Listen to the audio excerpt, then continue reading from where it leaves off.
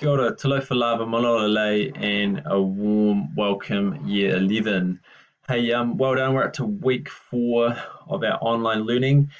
So in our first week, we looked at those Catholic social teaching principles. Last week, we looked at the principles within Scripture. And this week, we're going to be looking at how those principles are lived out within the Catholic Church. And so this will be looking at what the church says, but also importantly, what the church does to live out those principles. So in this lesson, I'm going to run through an example, and this week you'll be completing your own topic and the application through a principle. So I'm going to be talking in this lesson about the principle of stewardship. So stewardship is the understanding that we, humanity, are guardians of God's creation. So God actually gave this to us, and we find this in Genesis, where God gives us dominion, which means that God gave it to us as a gift, and ultimately we were to enhance it and protect it. And the reason why God gave it to us as a gift is because it symbolizes our relationship with God. So God gave us this gift. If we care for it, we're obviously caring for the relationship with God. God gives us a gift and we're destroying it, which I think we can agree currently are. It's showing that there's a disconnect between God and humanity.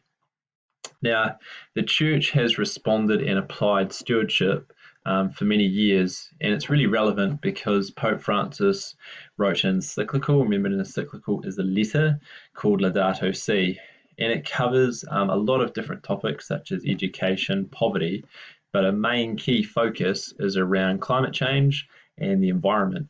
And he calls this our common home because he says that no matter if you're poor or rich, the state of our environment and our climate is really important, because if we don't care for this, ultimately we will struggle to exist. And within this, there's a quote that he's given us here. Nature cannot be regarded as something separate from ourselves or as a mere setting in which we live. We are a part of nature, included in it, and thus in constant interaction with it. And Francis is saying that we've got to be aware that nature is dependent on us, and we are also dependent on nature for our survival, because we often have this understanding that we are superior and that we can control things. But I think we can see in our world today, there are many examples where things like floods or submerging of nations such as that in Kiribati is a real worry for us. And I think it's beautifully summed up in one of his comments in Laudato Si' itself. So I'll head on to the learning for this week. Is on screen here, we're looking at what the church does in response. And so how you present your learning is totally up to you. So I'm not going to tell you how to do this. I think I want to give you guys some agency and ownership. So you could create a video, a poster, an essay, a blog, anything that you want. Use the skills that you've got with yourself or with your partner. And what you're doing is looking at an ethical issue.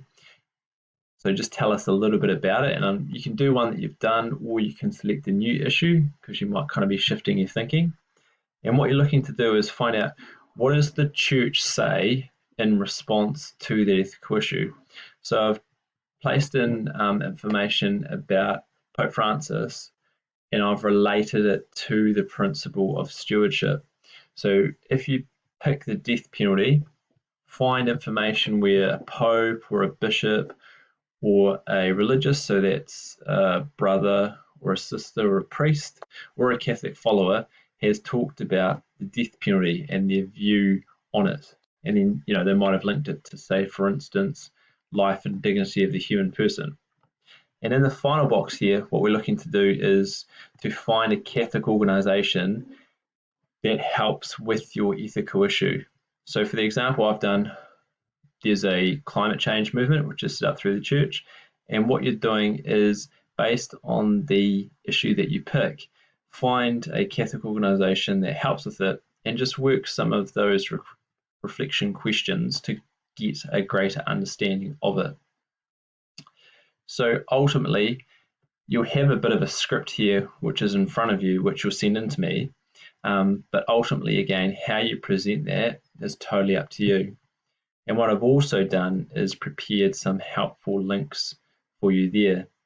Another aspect I'm placing up, and this is open for anyone to edit, is a bit of a bonus round. So our class last week, we're still developing how we read and understand scripture. So I've done 2 examples up on the classroom, and anyone in the class can jump in and see if we can work out the following 3 bits of scripture. So we've got to work out what principle is being presented and how do we know that. So that's a bit of a bonus task, and obviously no pressure, but if a couple of people can jump on there, we can learn together, particularly about where the principles come from in scripture. So this week we've got to meet this Monday and also this Thursday. So make sure you check out Classroom, and I'm really looking forward to seeing the issues you pick, the research you complete about the response of the church, and the particular organisations that help. See ya.